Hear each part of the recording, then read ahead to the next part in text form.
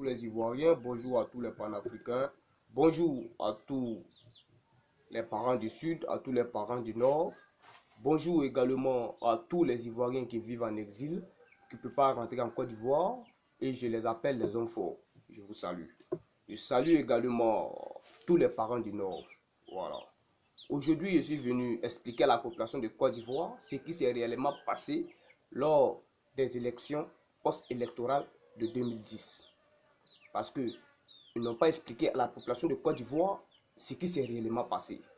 Parce que je vois toute la faute a été mise sur Damana Picasse et sur Laurent Gbagbo. Alors, je vais vous expliquer. Voilà. Le mardi 30 novembre 2010, environ 19 h, la commission électorale indépendante a été informée que M. Bamba Yacouba voulait proclamer des résultats partiels. Tout le monde était étonné. Même les commissaires centraux étaient étonnés. Et ils ont demandé à certaines personnes s'ils étaient au courant de ce que Bamba Yacouba voulait faire. Ils ont demandé au président de la séance, qui était M. Amadou Moro, il a montré son étonnement. Ils ont demandé au secrétaire permanent, qui était M. Auguste Mirmont, il a montré son étonnement. Et c'est là la commission électorale indépendante a mandaté M. Damana Picasse d'aller demander à M. Bamba Yacouba de revenir avec les résultats qu'il avait pour une vérification. Maintenant, quand Damana Picasse est allé, à sa grande surprise, il voit tous les chaînes étrangères, c'était là, avec l'exception de la RTI. Micro déjà branché, ce qui veut dire M. Bamba Yacouba était prêt à donner des résultats. Et M. Bamba et M. Damana Picasse a dit à M. Bamba que la commission électorale indépendante lui demande qu'il se retourne avec les résultats à la commission centrale pour une simple vérification. Et M. Bamba Yacouba a refusé. Donc pour la mission que M. Damana Picasse a été envoyé, l'oblige à prendre les papiers à la manière violente pour la ramener à la commission centrale pour une vérification. Parce qu'il était écrit, il était dit que sans la consolidation consensuelle, pas de résultat. Et au terme de 72 heures, ils ont constaté la faillite de toute la commission électorale indépendante. Ils étaient en faillite parce qu'ils étaient incapables de donner les résultats provisoires. Et donc, c'est en ce moment que le président, M. Issou Bakayoko, a demandé qu'il se retrouve le lendemain à 10 h au siège de la commission pour le procès verbal consensuel. Et après cette vérification-là, ils allaient remettre ces dossiers-là à la commission, au Conseil constitutionnel, qui est le juge des élections. Maintenant, c'est une réunion qui n'a jamais eu lieu. Voilà, elle n'a jamais eu lieu. Parce qu'à leur grande surprise, ils ont appris que M. Issou Bakayoko s'est retrouvé à l'hôtel Golf. L'hôtel Golf qui était le QG de campagne de Ouattara. Et c'est à 16 h que ils étaient étonnés de voir que M. Bamba et M. Issou Bakayoko avaient donné les résultats provisoires. Si vous vous rappelez bien, ces résultats ont été donnés par des chaînes étrangères. Exemple, TV5, France 24.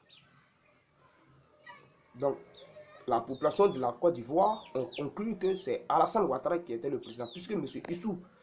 Issou Bakayoko avait déjà proclamé les résultats provisoires que Alassane Ouattara était désormais le président de la Côte d'Ivoire.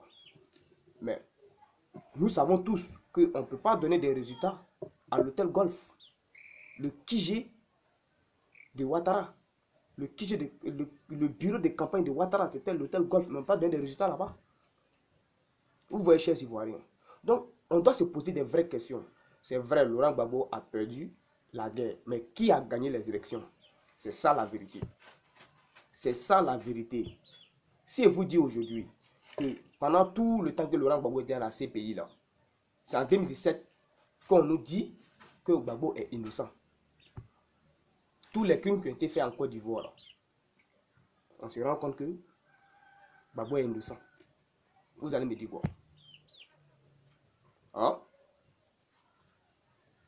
Donc, moi, je ne peux pas voir la vérité et puis me taire. Vous comprenez? La libération de la Côte d'Ivoire, c'est maintenant. C'est maintenant. C'est pas demain ou après.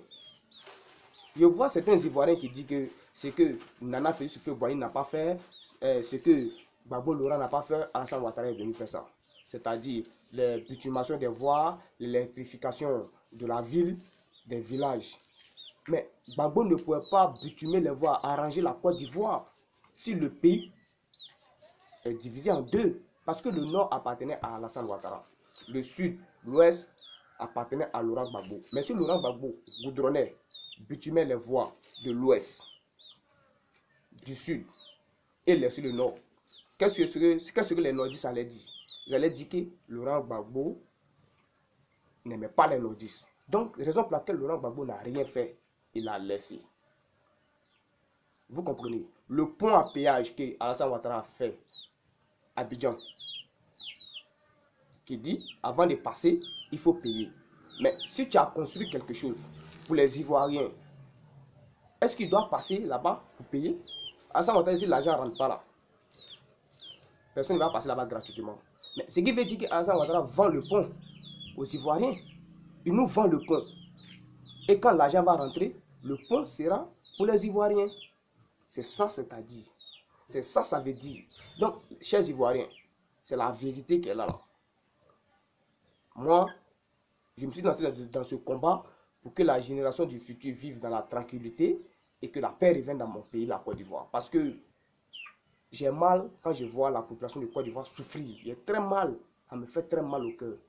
Donc, posez-vous la question. Qui a gagné les élections post-électorales de 2010?